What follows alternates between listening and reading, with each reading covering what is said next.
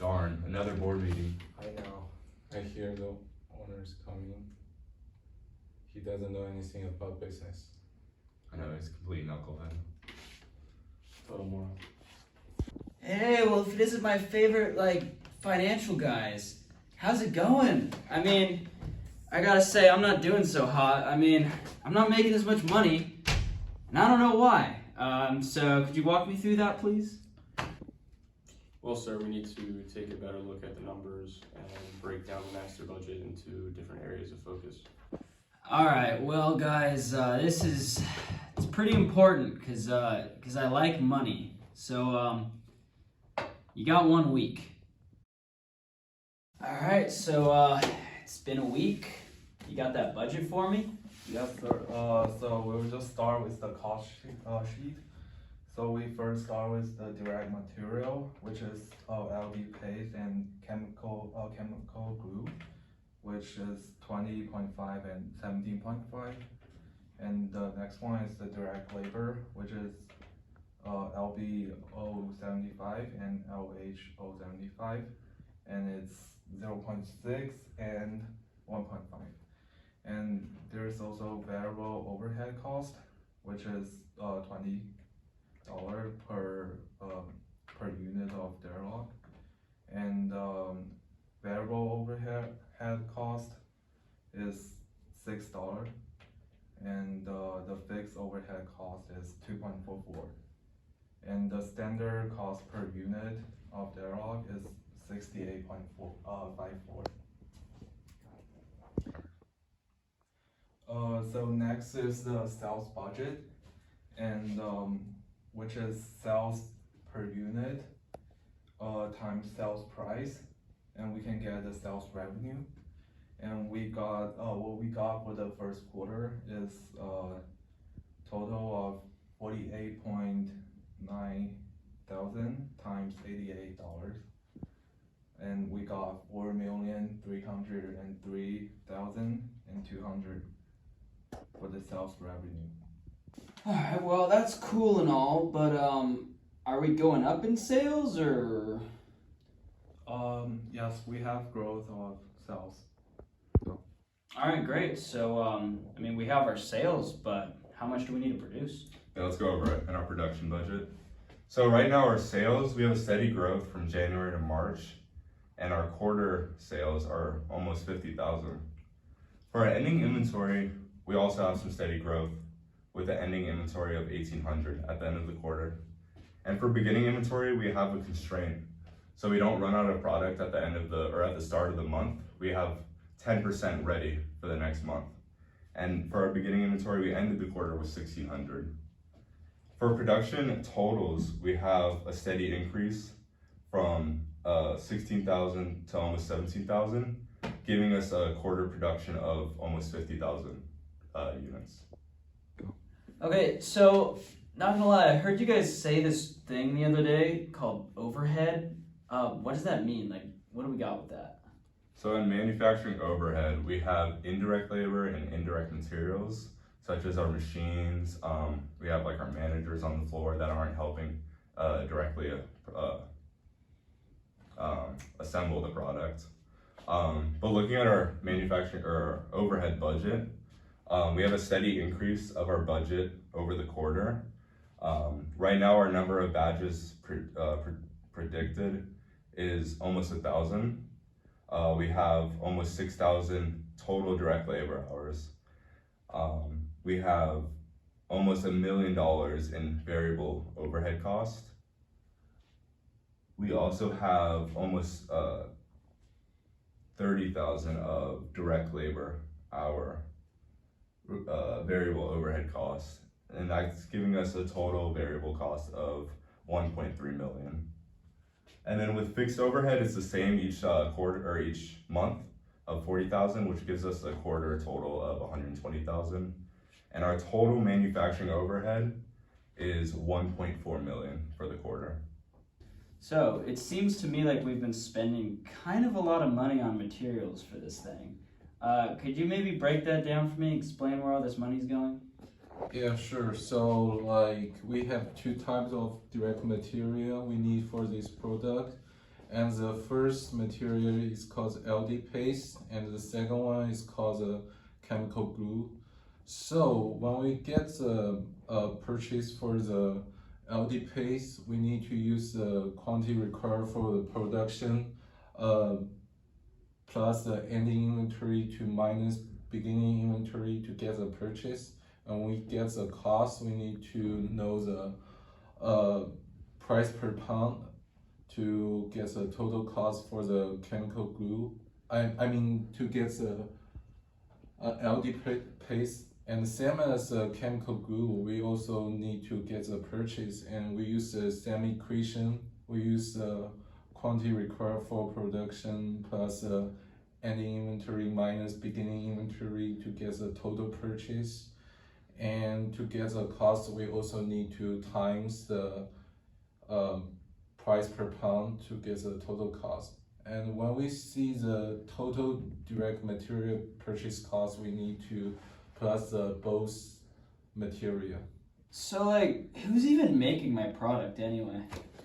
So you got like two type of direct labor, and for the first direct labor is called the LV075, and you need to pay them $30 per hour. And the second type of labor is called the LH075, and you need to pay them $15 per hour. So the LV075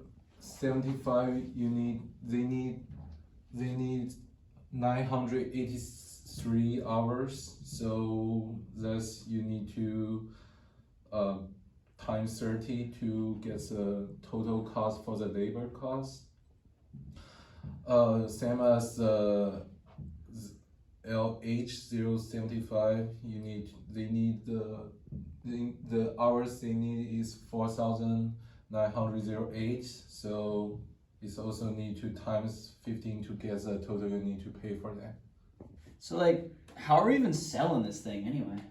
So through our marketing department, we reach out to companies that would be interested in our product, contact them, and try and make sales. Your selling and admin budget is all the day-to-day operating costs that aren't related to producing the good. The fixed expenses in selling and admin would be our salaried employees, utilities, the rent for our factories, and such.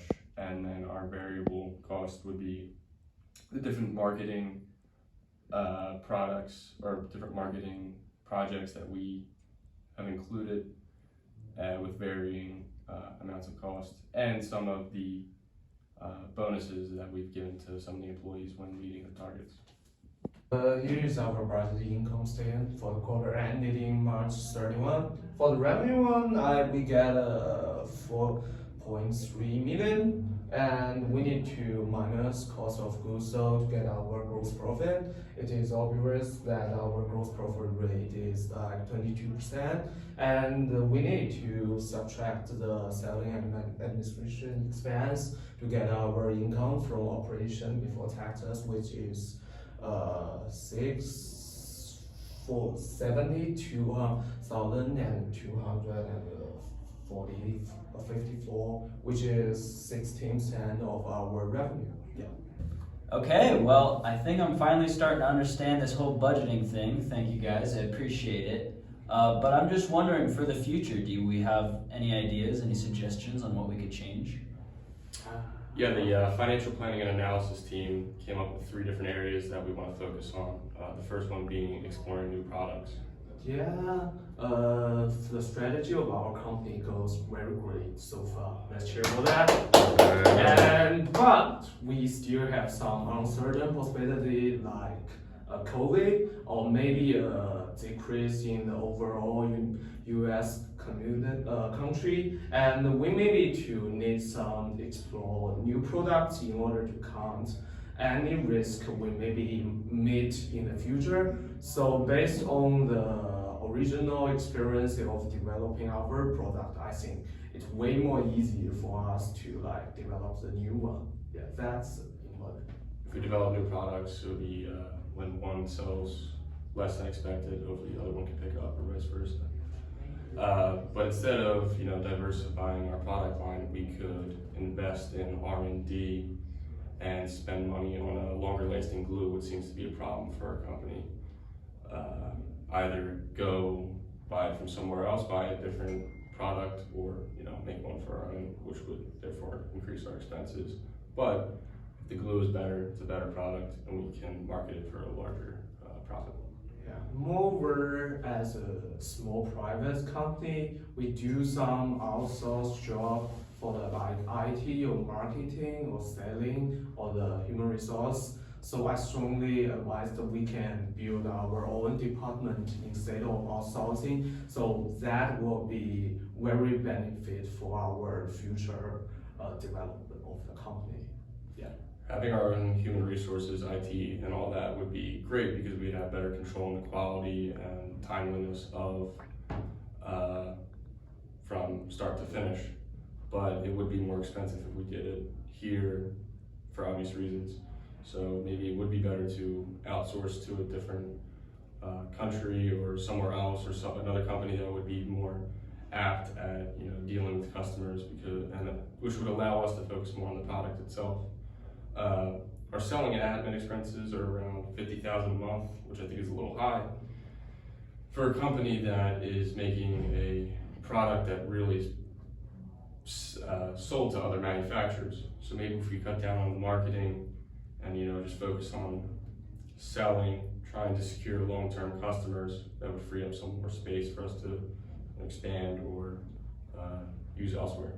Yeah, and last but not least, we should start to prepare like external financial statement that satisfy gap, because the loan and the common stocks are very essential resources for our company to develop as a big public company. So it is very significant for us to start to prepare the related financial statement in order to get some money to expand our company.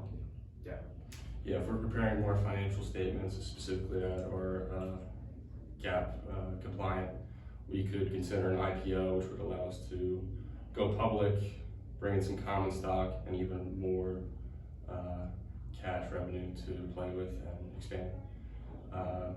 Another addition to financial statements we could use would be segment analysis of each product line, department, if we open up more factories and such, different areas, countries, all that. It would allow us to see where our weak points and our strong points are, where we need to work on further. And then a minor suggestion might be to change our cost flow assumptions for internal reporting. Instead of using, I think we use FIFO. We use FIFO currently. We could use average cost, since most of the glue and volume of the products are a continuous amount, not a discrete amount. It would be better to do like an average period cost instead of FIFO. Well, cool. Thanks, guys. I think I kind of understand what's going on now. Go make me some money. That guy's getting fired, right? Yeah, I'm calling the board right now.